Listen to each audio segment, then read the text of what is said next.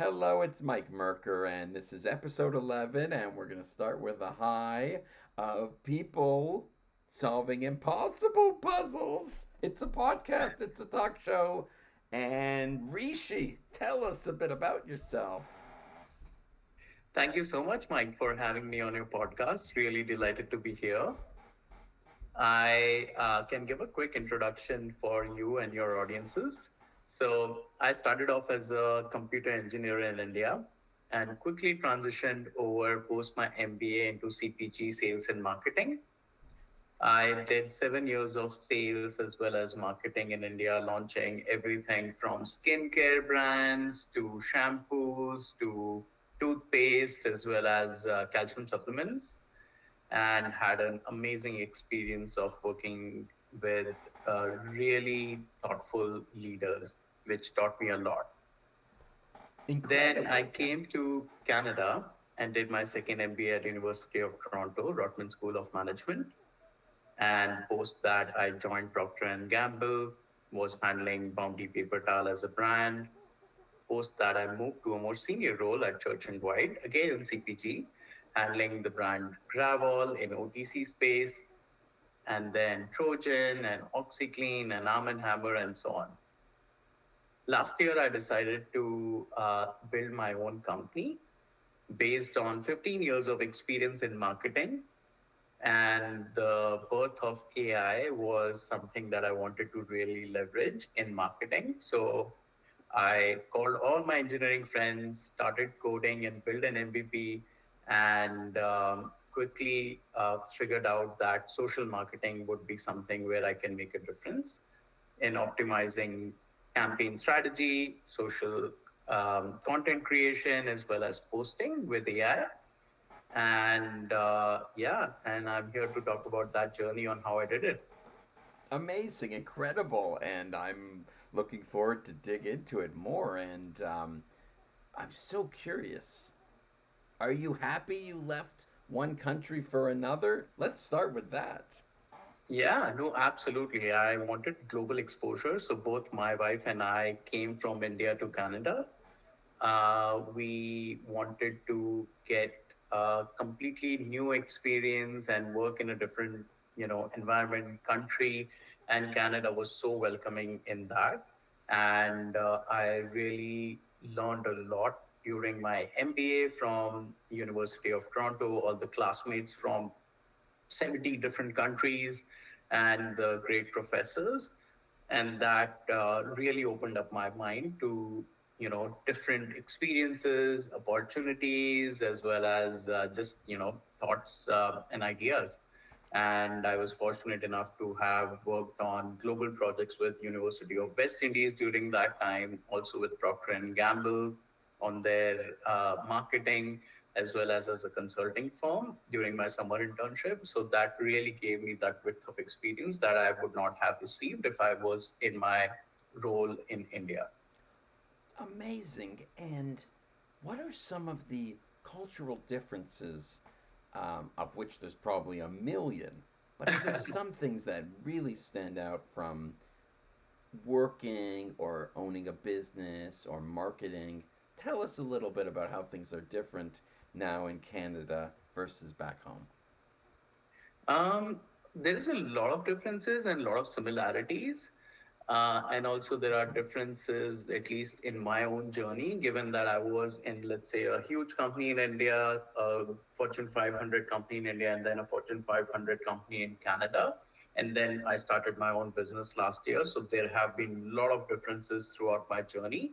But if I need to, let's say, reflect back on the differences when I came early on in Canada, I think things that I really valued when I came in and started working full time in Canada was there is a lot of effort in work life balance in Canada, where you try and wrap up your work during business hours and then live your life post, let's say, 5:36, and really enjoy that part of the evening or the hours with your family, friends, and having your hobbies and whatnot. which was very refreshing for me in terms of just that focus, intentional focus by everyone. And when you start working, people also ask you like, hey, what did you do after you went home, and what did you do over the weekend, and so on and so forth, rather than just like work related. So that was extremely refreshing for me. Wow, incredible. And marketing as a whole. How is marketing different in one country versus another? Great question, Mike. So, marketing in India is slightly different because there is a huge gap for penetration for a lot of categories, or at least when I was there 10 years ago.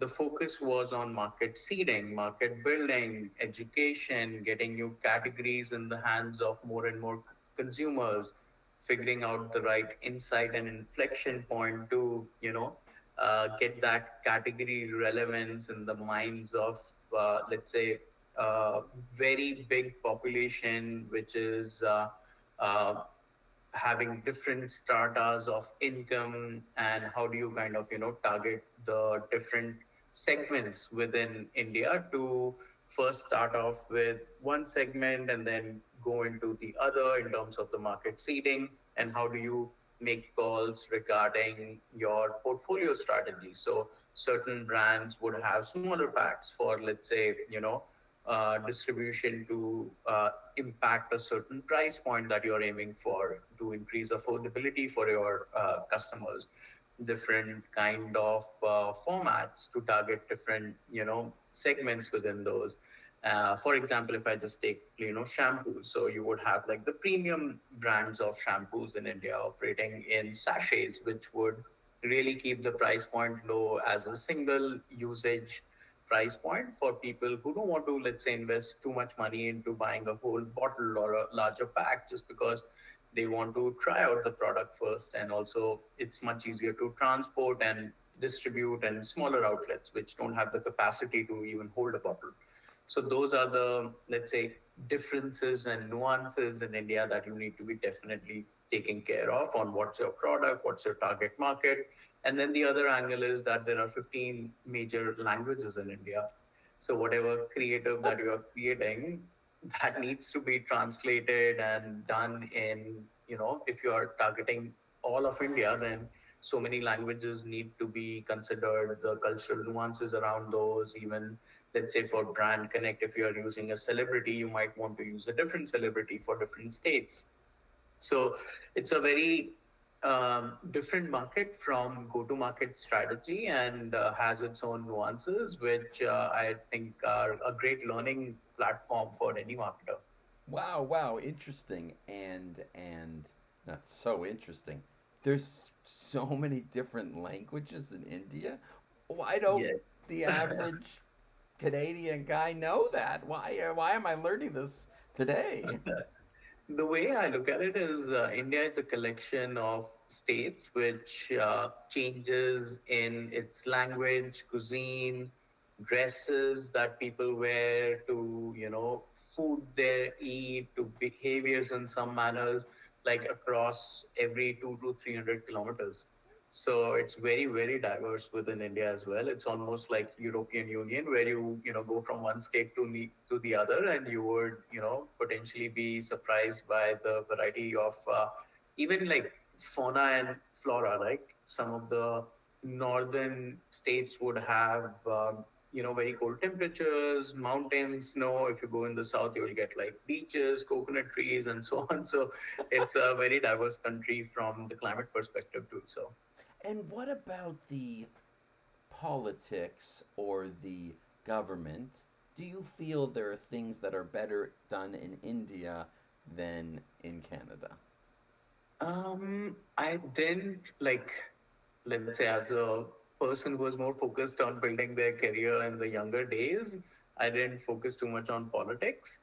Um, Really, or wasn't like interacting with, politicians that way. So I wouldn't be able to comment the Okay. differences in India versus Canada.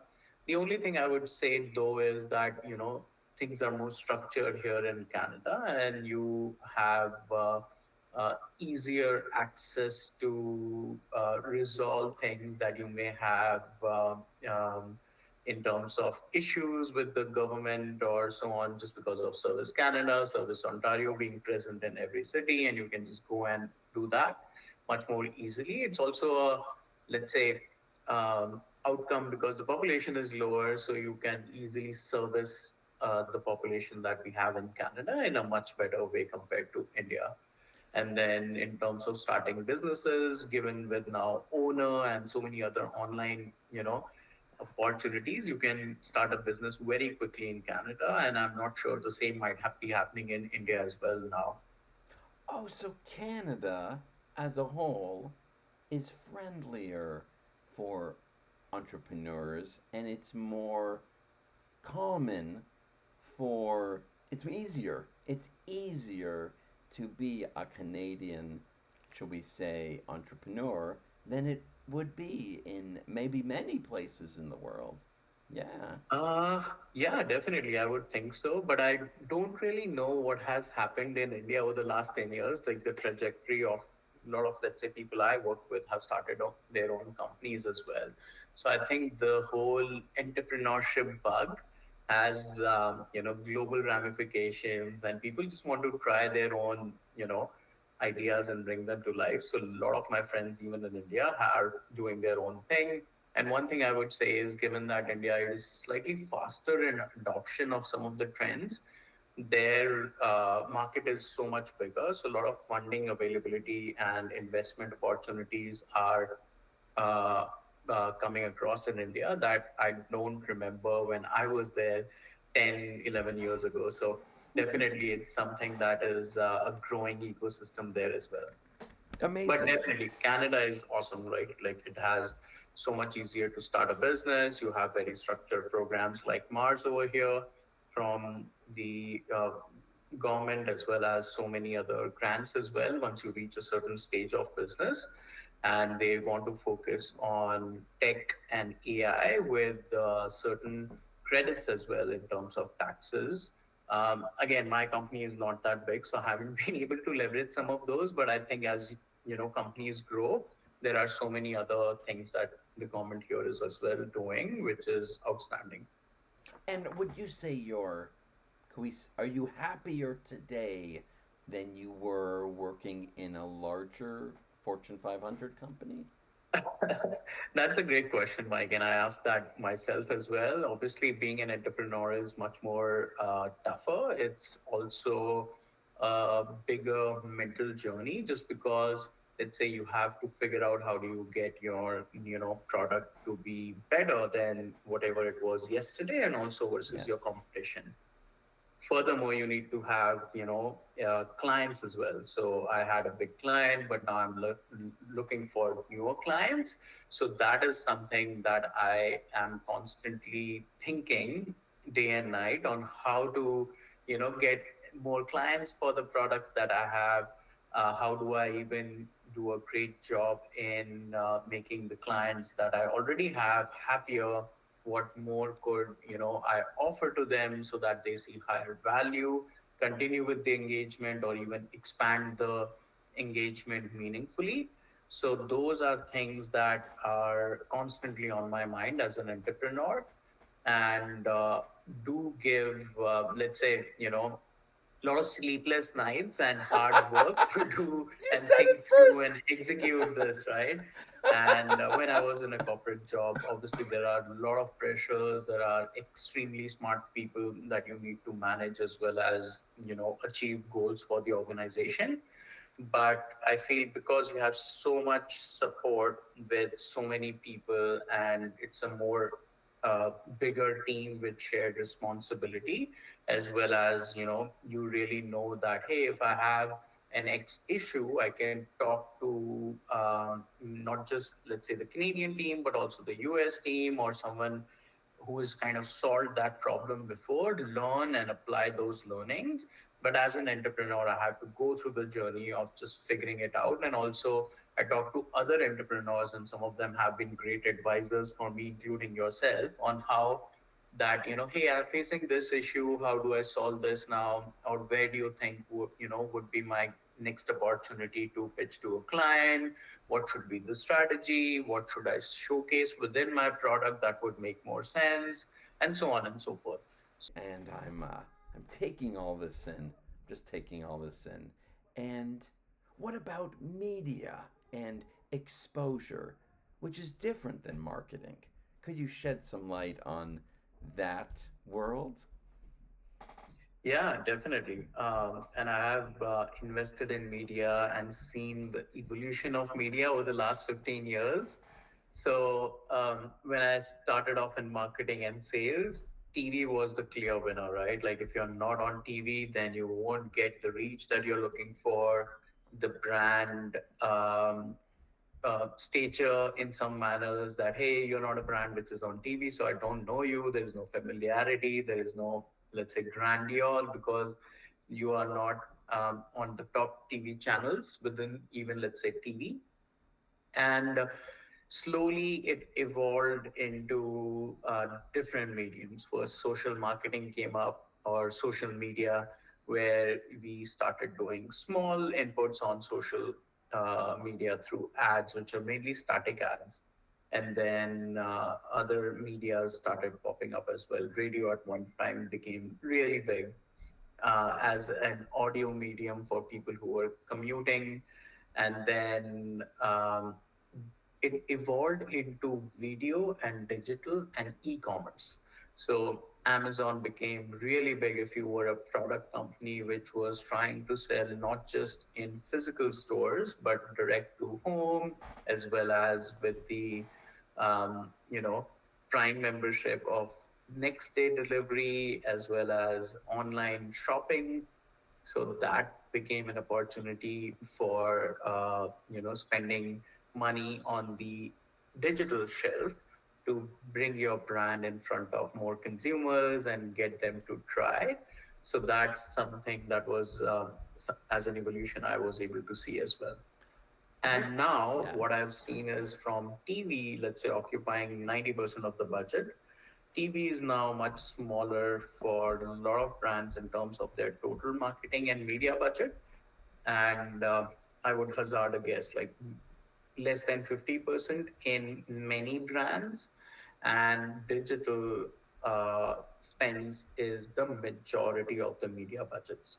And especially in North America, if I can speak to, social media and marketing has the biggest reach, which at one point of time, let's say TV used to, but it is still a very fragmented space. But Meta is the biggest one, followed by Google, and then others.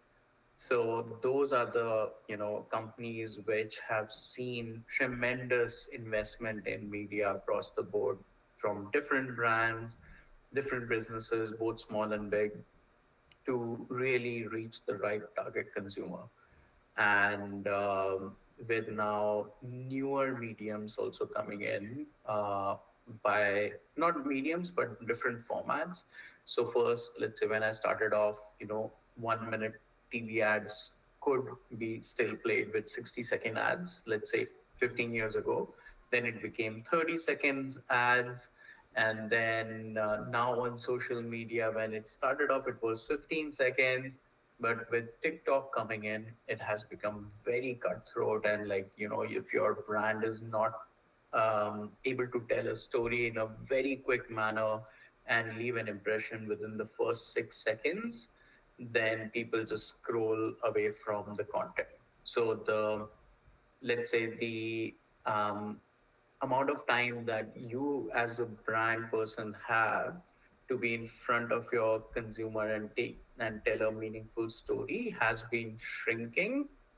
And therefore the kind of storytelling, the kind of content, the kind of hooks that you need to have has tremendously evolved from over the years to cater to how and what really works from a media consumption point of view. So it's always a moving target. And now with AI coming in and chatbots are taking away a lot of our, let's say, time. So now AI and marketing are also something which is over the last 1 year have become a investment opportunity from a media recommendation of products perspective, because now people are going on chat gpt or claude and just asking like, hey, which is the best smartphone for me. I have XYZ as core requirements, and this is how much is my budget. Recommend me what I should get. So it will spit out a answer which is, you know, makes sense for you, knowing all of the things that the chatbot already knows about you. Very interesting. Very interesting. It's as though we live in like changing times, scary times. Almost. Yeah, yeah. I hear that. And how did you know, going back to when you were a much younger man, Rishi? How did you know you loved marketing so much? You could have been an engineer. You could have studied computer science. You could have pursued medicine. You could have started working without going to school. How did? Why were you so drawn to that field? Yeah, that's a great question, and I kind of keep asking myself as well. So, given that I was a good engineer, I had a amazing project in my final year and a job in hand with one of the biggest IT firms in India as well. I still chose the route of not accepting that offer and joining a business school at that point of time with the intent of becoming or going into marketing. Uh, Given that I had done, let's say, coding, computer engineering at that time, like almost 20 years ago, um, where things were really slow. You had to wait for a compiler to spit out code and see the impact of that code. And I had done a couple of projects within my engineering as well, which were more creative, which were able to showcase to me that, hey, if I do good storytelling, good marketing, I'm able to get a lot of engagement from, let's say, my peers within my engineering school. So that was the spark that carried with me of being just more creative story. Uh, I wanted to create stories for consumers, and started researching what would be the right career path after my engineering. So I transitioned over to joining a B school, one of the top B schools in India. And then I did my summer internship with the biggest CPG company or consumer company in India. And that experience was like really something that, made me understand how much effort goes into building a product and selling it and having that story crafted in a very nice manner, and how much is the research behind it, how much is the formulation and the different product attributes that you need to take care of to really make it relevant for consumers. And I just fell in love with all of that and continued on. And as I went more and more, I realized that marketing is not just about, let's say, storytelling, it's about building a business. So you are handling costs from your suppliers, you're handling and working with your finance teams to figure out what should be the right price points that consumers are willing to pay. You're also working with your creative teams to bring the idea to life in the right story, the visual, the big insight that you want, consumers to, or you want to instigate your consumers to be aware of, so that they choose the product that you are trying to put in front of them, and build that relationship with the brand, which is an extremely complex, infrastructure of managing so many things to really build that one, let's say 15, 30-second creative, which captures all of that learning and is very expensive as well. So you need to be very mindful of where and how much can you invest to deliver the growth strategies for your company. So as I did more and more of that, I really enjoy that. And that's kind of the amazing experience and learning that I was privileged to have. Amazing, amazing. I I mean I'm also there's just reflecting on my own life and learning about marketing and media. There's so much to know There's Yeah. so much to know, and could we say that marketing and media is even harder than engineering and computer science and mathematics? Because that's what I'm starting to feel. That what do you think about all this? I won't say that particularly, just because it's both are equally hard, I would say. The reason is because now that I've learned coding and started building and whatnot, one of the biggest barriers for people to start building their own thing was because, coding was so hard. Like, it wasn't easy. And now with AI tools, at least some of it is much more easier to start off and bring to life your idea in a quicker manner to the market. Even though, let's say, you will reach a particular stage with vibe coding, which is, let's say, you're describing your idea and the AI is coding for you. But if you just look at the thousands of lines of code and the structure, the architecture, the thinking, the whole connection between the logic of your idea, bringing it into code is extremely complex. And it was something that I don't think so, I would want to say is Okay. easier or harder than doing marketing, because it's a different skill altogether. And that's why you saw those crazy salaries as well, right? Like in engineering, that people command, and because it was extremely tough to really solve that problem through code. So Yes. um, it both are tough. It's so interesting because I was like, I look back in my own life and like 3 years ago, I was like, today there's a lot of coding things to solve and a lot of data science things to solve. And today I'm learning there's a lot of people things to solve and even philosophy of media puzzles and things to solve. And isn't it just so interesting when you have perspective from one field and then suddenly you find yourself a little bit in a completely different field?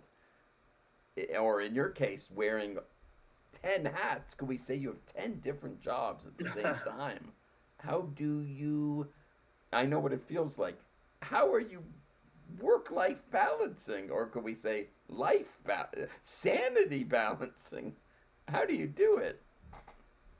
Yeah, definitely. As an entrepreneur, you have to be scrappy. You have to pull your sleeves to do anything and everything for the company. So, um, I just, coming from a large organization with a lot of like siloed functions and teams and processes, and all the learnings that I had in that environment were kind of not, translating perfectly into entrepreneurship. So I had to uh, learn a lot of new skills, right? Like, I had to throw my ego out of the window and say that, hey, if this is a problem that needs to be solved, then I'm the only one here. So I need to solve it.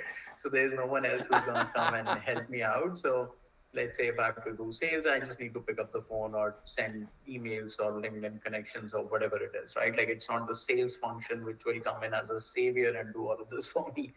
Or let's say if I have to, solve this bug on issue through vibe coding that I've reached, then I just need to keep going down the rabbit hole of figuring out, like, why is this bug coming, and using, one AI, if it's not able to give me the right answer, to another, to do Google research, to read articles, to watch videos, to do whatever it takes just to solve that bug, because all of your work has, let's say, gotten stalled, as that bug is something critical and you need to go past it to keep developing your dream into code, right? So there you just need to figure out a way to solve that problem, whatever it may be in front of you, through just hands-on experience, and just the perseverance to go on, right? Like, you cannot just give up. So Yes, the perseverance to go on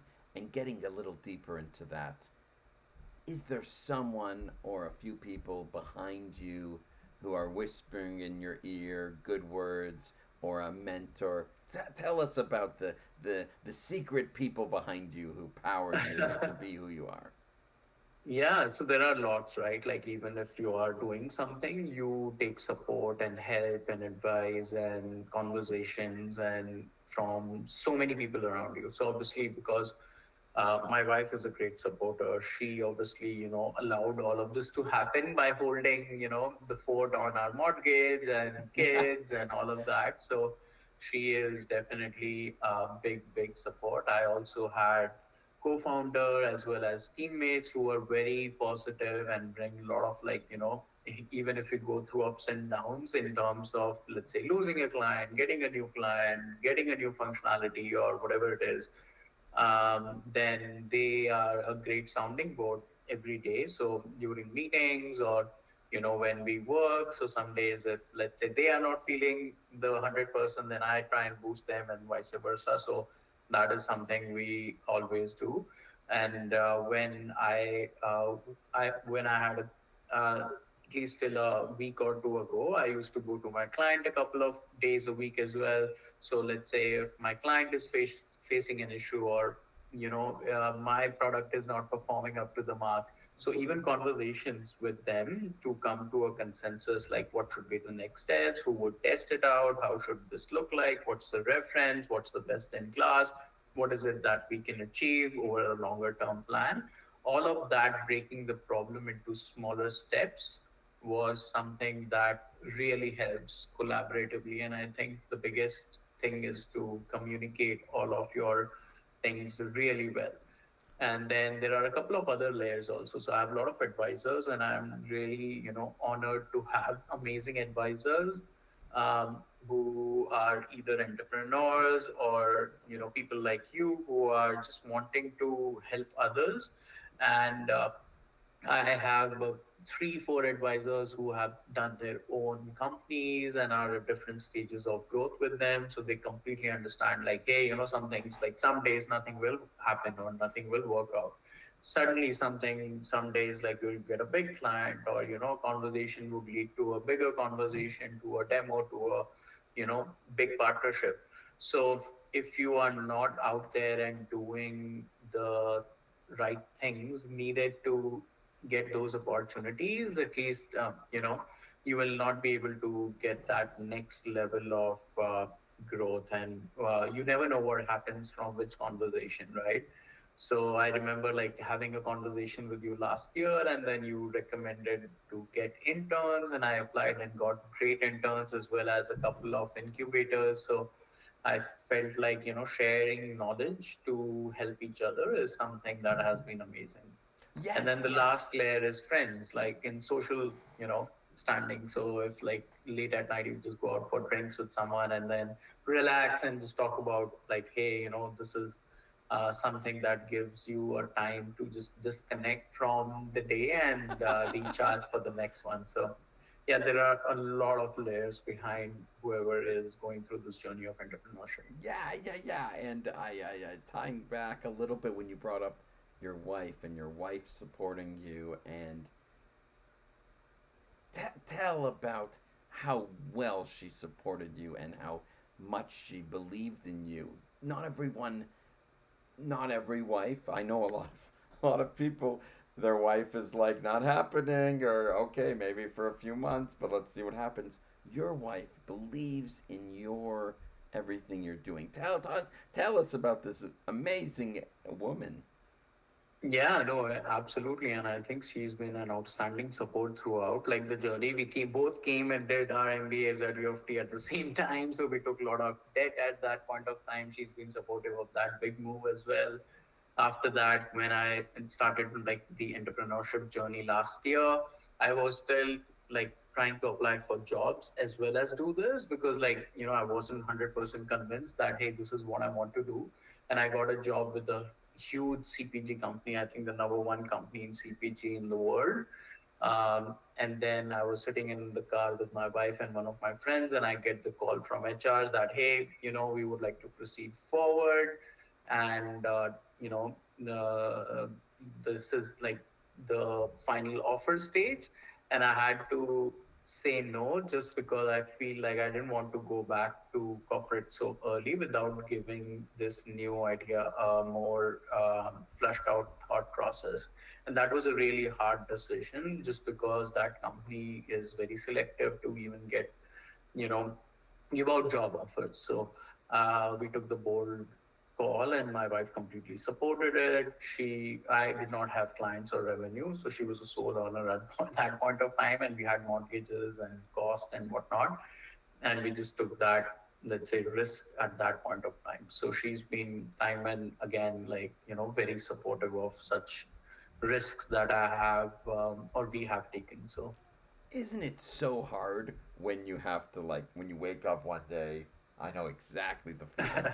You wake up one day and you're like, I think I should do this with my life. And you turn away comfort and security and a nicely yes, packaged role and a nicely packaged structure and something you correct. know is easy to do because there's other people to help you. And and isn't it take tremendous, it's almost like a religious or spiritual vision, like you're like, I'm gonna do this anyway, the whole sky could fall, and we don't know what's gonna happen, and but you're smiling. Are you happy to be outside of corporate and CPG? Um, I'm happy because I'm learning a lot of things and I'm trying to fulfill a dream I had for a long time. And I feel like I have learned so many new skills. Even if I have to go back to corporate, I would be extremely unique in my perspective, having seen and lived this life for the last 1 year, which has taught me to be, so resourceful in solving problems, which, let's say, earlier I may not have or thought of myself in a limited box. Now I've kind of broken that and uh, tried to figure out stuff just by, keeping at it. And there are no boundaries. Like if it's a finance problem, sales problem, whatever it is, right? Like I just need to do it. And this is the way that I have tried to hunt for new solutions. And I feel like that hunting process and learning has been a great, that makes me happy, learning new things and solving problems. So I think that's what's the reason that I'm smiling. And what about faith or spirituality? You hold on to that when times are tough. You have a lot of faith in yourself, and you are. Tell us a bit about what it is that you do on a personal, religious, or spiritual, private way that holds your faith so strong in what you're doing. Yeah, I think you need to have faith first and foremost in yourself that you'll be able to do it. And that faith, I think, also comes by believing, just let's say, blindly or fully in some, let's say, higher power. And that higher power is obviously different for different people and religions and whatever it may be, but I feel like the concept is the same, right? And for me, let's say, I just have become much more spiritual. I feel like I have trusted in God to help me on my journey, and I hold that trust blindly in some manners. And then I see that that trust has been able to give me some paths when I was stuck. And I think it's just the way that the universe works, that you just keep trusting that things will move forward in a way, and that trust in whichever way you want to bring out through your faith or religion or God or prayers or whatever you need to do, like just keep doing that, so that it gives you that inner peace of there's something happening in the universe, even if, let's say, it's not happening right at this moment in front of you. There is a plan which may unfold anytime soon. Incredible, incredible, and talking a little bit. That itself is a whole topic. I'm so curious about CPG, consumer packaged goods. What are some of the lessons you've learned in the space? I myself am. There's so much to understand about a consumer, a good, a store, the layout of the good, the manufacturing, the logistics. Can you share some wisdom for us newbies, us beginners in the CPG space? Yeah, CPG, I think, or at least when I was joining 15 years ago, was almost considered like a training ground for marketers and sales and people, just because it gives you exposure to, let's say, the full gamut of building a business, right? So when I first started in sales, and they always make you start in sales just because that is the fundamental thing you need to do. Like, that's the closest thing that, the consumer first sees of your brand, either on the shelf or on the digital shelf. So when I joined sales, I realized how complicated it is for, let's say, one product to stand out in a plethora of other products and categories within a store. What are the important features that you want to display of the product in the store, on the back, in the price, when the consumer first sees it?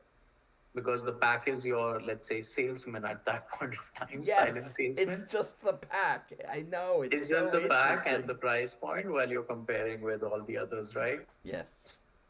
So that's the visibility effect being in sales. So how would you want to bring the pack out of the shelf? And sometimes through an end cap, or through a display unit, or through a flyer, or through a different merchandising options that you may have within the store.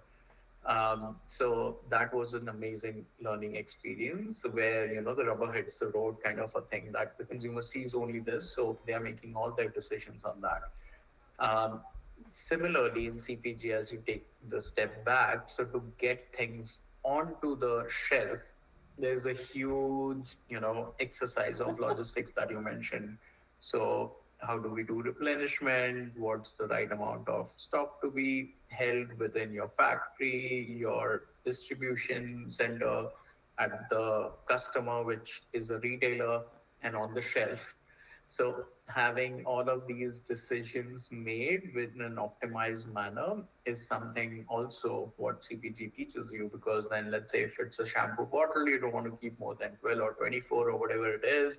So design the carton in that, size and shape that one carton goes to one store, and not like, have 108 bottles in a carton, which the store cannot handle. So now shelf-ready packs have started coming in, and Walmart introduced that concept that, you just get a small carton, you just open it up and slide it into the slot, and that Yes. shelf-ready pack has the branding, some messaging, as well as the exact layout that you want within the shelf, and that makes the restocking much easier. So Yeah, that's yeah. the logistics piece, let's say. And then if you take a step further back, then comes the whole P&L and finance and, the cost center. So how much would be the cost of, having a pack too small or too big? Because the larger the pack, it's cheaper for materials usage and optimization, but you also want to fulfill what the, you know, store wants. So what's the right balance, and how do you do that?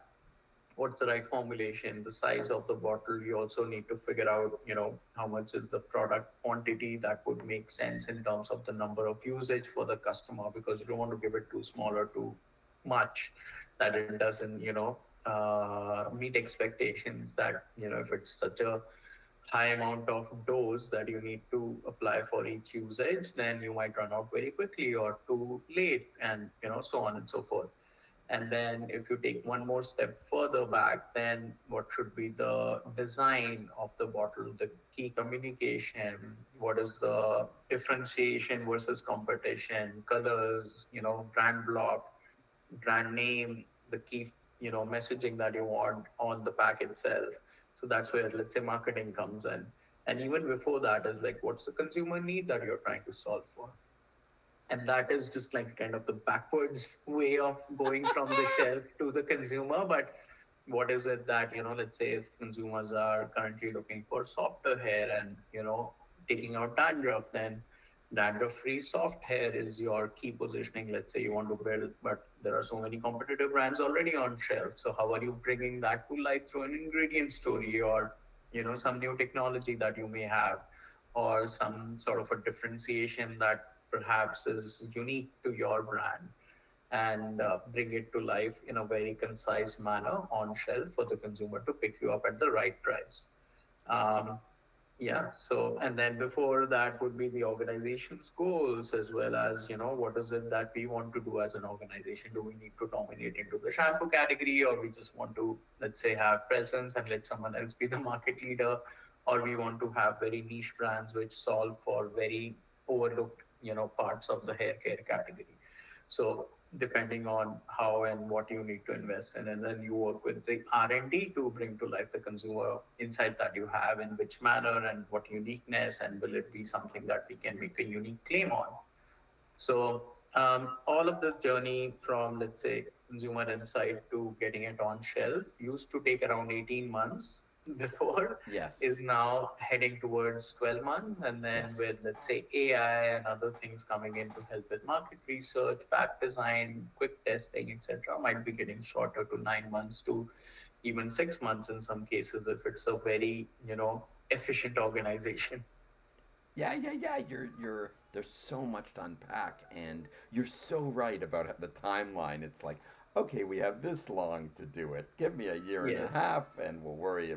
Think about this a little bit, and then it's like, boom, a year and a half or a Yeah. third, and it's kind of, yeah. I myself, I'm like, wait, if I do this, then it would cost, it's kind of almost dangerous or scary because it's like, do you spend money on Facebook ads relative Yes. to a brand development, or do you do a test manufacturing run with a Chinese manufacturer, or do you try to consider, is the logistics efficient enough, or there's so much you have to think about, and you're like, oh well, if this is if the war breaks out and this happens, then the Yeah. fuel cost will rise, and then will I still be able to make, if I, revenue minus expenses, am I even gonna make any money despite all the work? There's like, it's a nightmare slash dream becomes a nightmare. It's crazy. And then there's patents. There's so much to know about, like, even the most basic shampoo in a shampoo bottle, in a packaging, in a box, inside a store. And I actually, to say it, I was just shopping the other day at like a local grocery store, and I was like, oh my, I never thought about how much had to go into like just that one can of tuna. I'm like, because the Yeah. tuna fish itself doesn't get any money, and like, how did it get into the can? And it doesn't magically appear. The tuna doesn't magically appear in the can, and the can goes to the shelf. And you've seen so far behind the curtain into the pipeline, into the flow of goods. It's how do you go shopping without having a heart attack? Uh, I think like you have like you can turn it on when it's your brand and your competition or your category, but like if you go shopping for or figuring out for each category, it will be overwhelming. But given that I've been doing this work for so many years, I appreciate the effort that it goes into for so many SKUs, right? Like it's not easy, and there is churn all the time. So a lot of times a brand or a SKU or a particular variant that you might see would go away just because it's not performing as per expectations, even though if you followed the whole process and solved for a consumer need. But consumer needs are evolving and tastes are evolving, trends are evolving, people want new things. So you need to be constantly doing this cycle all the time. Otherwise, you will realize that your portfolio is not relevant anymore for the brand. Amazing, amazing. And in the last couple minutes we have at this juncture, we have to have you back for a deeper dive. But Sure. what could we say? What would be the advice you give to the younger Rishi, the younger version of yourself, now knowing all you know today and thinking about all those other struggling, hanging on for dear life entrepreneurs out there? What would be your 2 minutes of wisdom to share with them? um, I think focus more on execution would be the advice I would give to, let's say, 1 year ago Rishi, not even let's say younger or whatever. just because I feel like a lot of times we try and make a lot of plans and then just shy away from bringing it into the next stage of execution, whatever that looks like, right? Like if it's just, let's say, creating a product or launching an app to just, you know, talking about it to someone. So whatever that next stage of execution is, just keep on going from one to the other, and don't just think and stop. So I would say that's the, let's say, very personal advice I would give myself 1 year ago, that I was thinking more rather than doing more, and I would focus on doing more while still thinking about the next steps. Amazing, amazing. I just mind blowing. I so we will we'll have to pause over here. This was a Sure. beautiful episode, and could we have you back again to dig deeper? Is there a topic that we touched on but you would like to explore next time we have you on? I can think through, and we can definitely chat and keep connected. But definitely, I would love to have Perfect. to come back. Perfect. Thank you, Rishi.